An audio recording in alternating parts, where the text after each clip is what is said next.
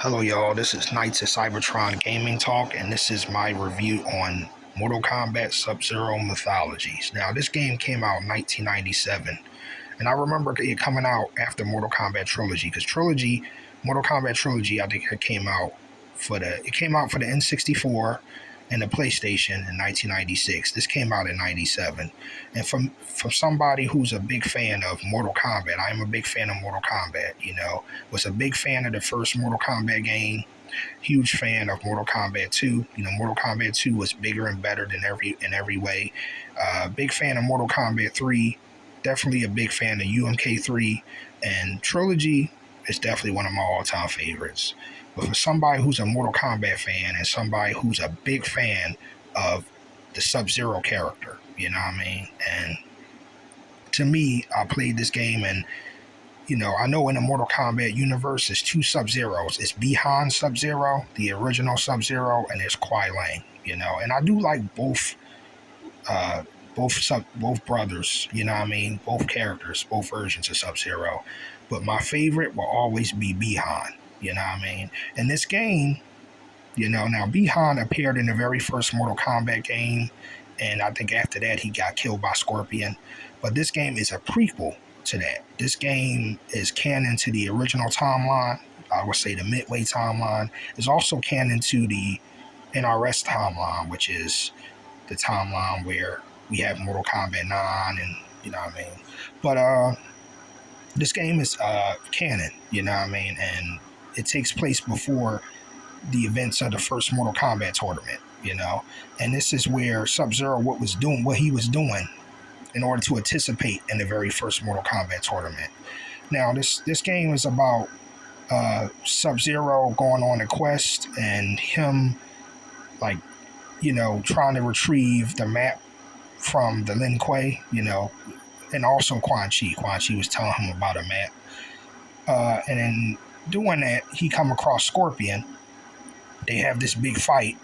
Bihan beats Scorpion. He kills him and takes the map, And this game is a great game. Like, it has fatalities in it. It has that 2D feel to it, like the 2D era games. But what this game does different, it's like a platformer / beat 'em up, and it's about finding every the game is, in my opinion, I love the fighting, and some of the game Sub-Zero has more abilities in this game. Like, he has the Polar Blast, he has a move when he runs and freezes you.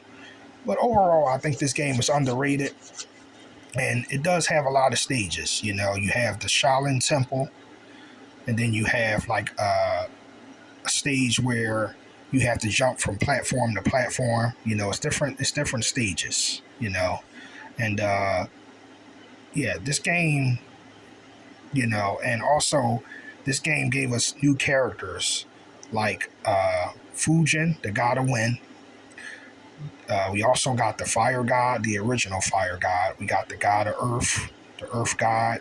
We also got Serena, and this was the first game that gave us those characters like Fujin, Shinnok for the very first time, Quan Chi. You know what I mean? This game expanded the lore of Mortal Kombat. It also gave us new characters. It also had an original story. So this game is underrated, And for me, who's a big fan of Sub-Zero and who's a huge fan of the original Sub-Zero, this game did him justice.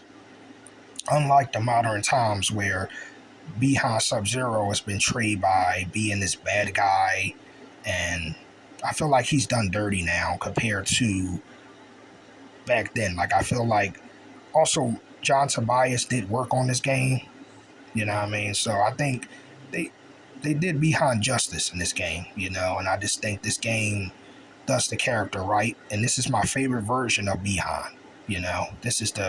To me, this is peak Bihan as far as being Sub-Zero. And I just want to know down in the comment section down below, have you played this game? Did you like this game? Did you didn't like this game? To me, I really like this game, and I just think it's underrated. Now, when I got this game, I got it for Nintendo 64 because it was two versions of this game. You had the PlayStation version, and you had the Nintendo 64 version. I had the Nintendo 64 version of this game. You know, the Nintendo 64 version has subtitles and then like the images move, but the PlayStation version has like the movie, has like the cutscenes, the movie. You know what I mean? So, yeah. But I really do like this game. You know, I think it's very underrated. But in this game, Bihan beat Scorpion twice. He fights him when he before he becomes the spawn Scorpion. He kills him and then he fights him again, and he beats him as the spawn Scorpion later on. He also he be defeating Shaolin monks. Like the enemy variety is Shaolin monks who have different abilities, and then um, you also have enemies that are, you know, Shinnok's, like no, Quan Chi, his henchmen. You know, so it's different enemies you fight in this game. You also be fighting like these robot enemies and stuff. But in my opinion, I really do like this game. You know, I think it's an underrated Mortal Kombat game, and it's definitely one of my all-time favorite Mortal Kombat spin-offs. To me, it's an underrated masterpiece. Also, this game has cheat codes. It has like a code where you have infinite lives. I think you get a good amount of lives. You also get infinite herbs. You know what I mean? It's also a cheat code where you can skip stages. You can pick what stage you want. And it's also one of my favorite cheat codes in this game is invincibility. You know, that's definitely one of my all-time favorites, invincibility. And I also like the fact that the further you get, Sub-Zero gets stronger. Like Sub-Zero has a move where he freezes you twice. Like yeah, the further you get in this game, the stronger Sub-Zero gets. Like he has an ability where he has a regular slot, he has a super slot, he has the polar blast, he has a move where he jumps in the air and does the ice blast. Like he has the aerial ice blast, he has the ice clone. He has a move where if you do the ice blast on your enemy twice, and let's say you uppercut them, or you could do a roundhouse kick, they'll shatter into glass, into pieces. So this is the strongest version of the character by far, best version of Bihan. You know, now in this game, Bihan defeats 4 elemental gods. He defeats Fujin, the god of wind. He defeats the god of earth, the earth god. You know, he defeats the god of fire, the original fire god. He also defeats the water god. So he defeats 4 elemental gods in this game. This is peak Bihan, man. This is the strongest version of the character.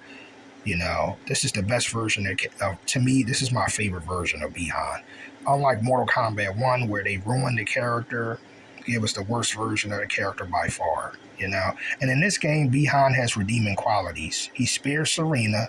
He also listens to Raiden when Bihan makes a mistake and let Quan Chi retrieve the amulet. So this version of Bihan has redeeming qualities. And after he let Quan Chi get away with the amulet, he was like, you know, Raiden tells him, you got to make things right. And what he does, he listens to Raiden. He travels through.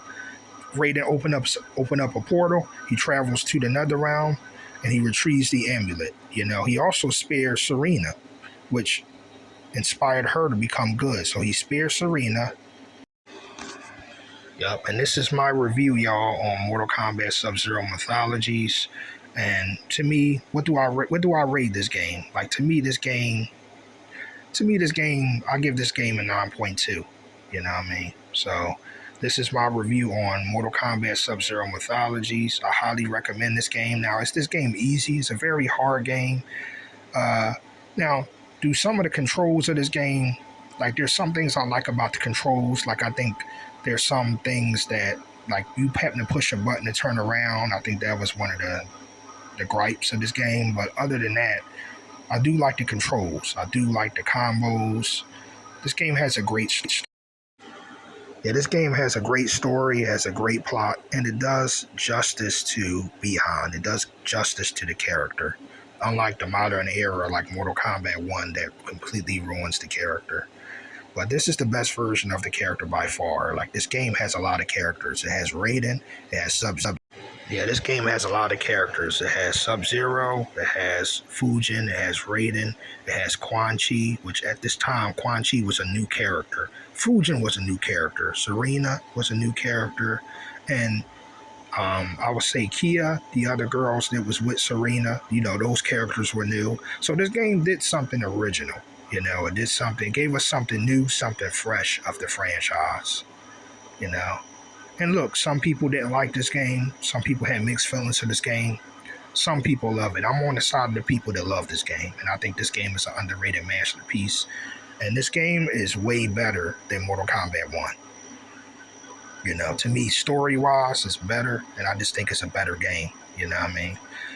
Now, this game came out for the PlayStation and the Nintendo 64.